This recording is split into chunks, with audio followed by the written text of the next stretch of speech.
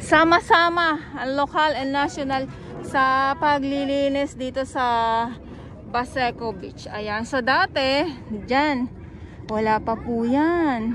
Ayan, dyan sa kabilang side. So ngayon nagawa na yan nga yung lago na yan. At ito yung dito sa kabila. So may dugtong na din po dyan. So dati ang dami dito natin nakikitang mga ginto. O mga ginto. Alam nyo po yung mga ginto na yun? Yung mga etchas na sa bawat hakbang ay talaga naman mapapasabi ka, jackpot ito. Jackpot ito. So dito, sobrang low tide kaya yung tagat natin. So dito may mga isda po dyan sa lagoon.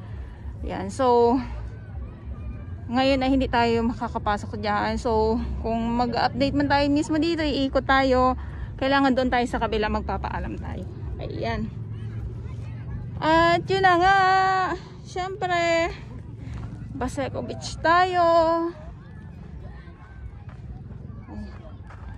Lakad tayo si Tata. Ang sarap ng alawa kasi nito. Hindi kung sa may Manila Bay ay talaga naman dito kayo dito mismo sa may wala, hindi kayo makakasilong. Kailangan doon yan. Kailan sobrang init na po. Yan, dito tayo.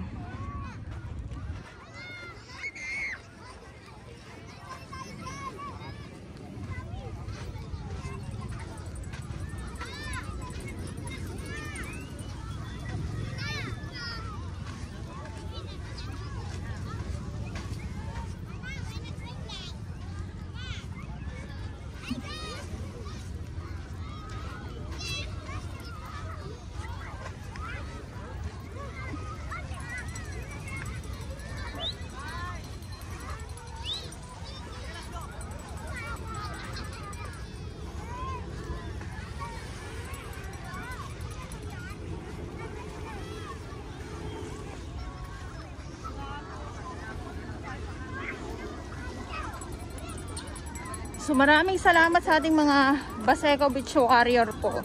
So dahil naman sa may playa, di ba po tayo nakakapunta doon Wow, grabe. Kita nyo naman po yung yung linaw.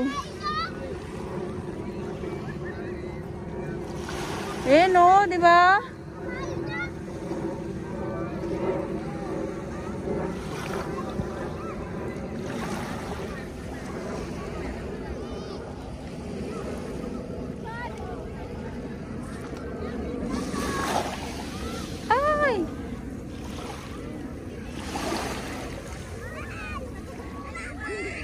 Ayan, so ito yung update natin dito sa Baseco na kung saan nga po ay madami nang naliligo, lalo na sa sa mahal na araw. So yung mga itim-itim po na nakikita ninyo ay yung gulaman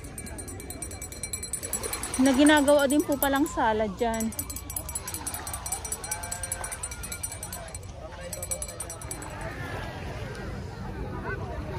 So ito yung ating dagat ngayon. Ayan, so tanghali na din dito sa Baseco Beach. Ayan, so yun na nga po At meron pa din po dito yung yung halamang dagat, yung mga pansit-pansit.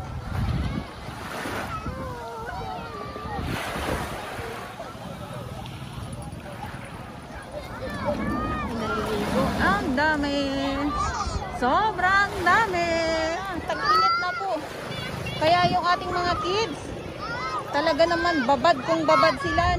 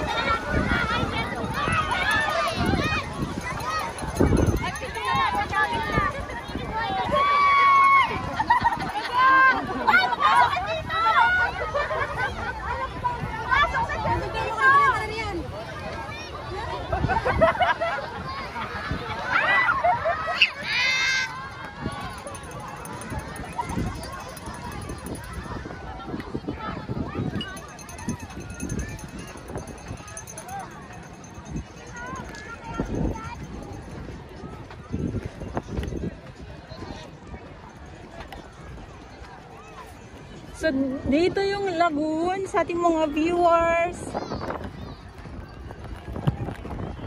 Yan. Diyan sa view na yan.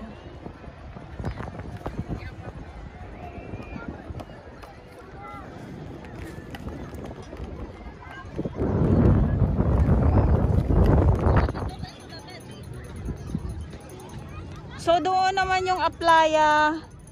Wala tayong nakikitang tambak na basura dyan sa mga gilid.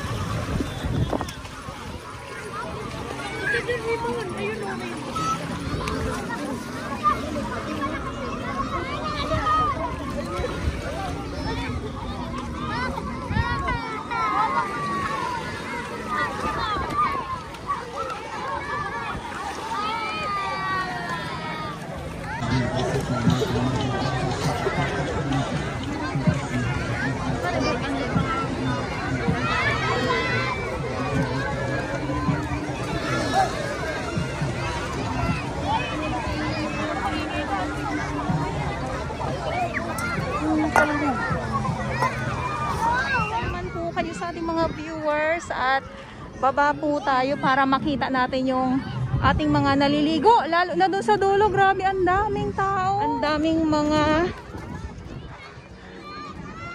naka-swimsuit. Daming naka-swimsuit, ano? So dito nga po tayo sa may Baseco. Ayan, at ito yung ating mga kababayan na talaga naman, no, sobrang dami. Nag-uumpisa na po talagang sumugod. At isa na din, summer na din. Summertime. So syempre sa ating mga warriors ng Baseco Beach, maraming salamat po. At sa ating mga security guard, may mga kapulisan po din dito. Ayan.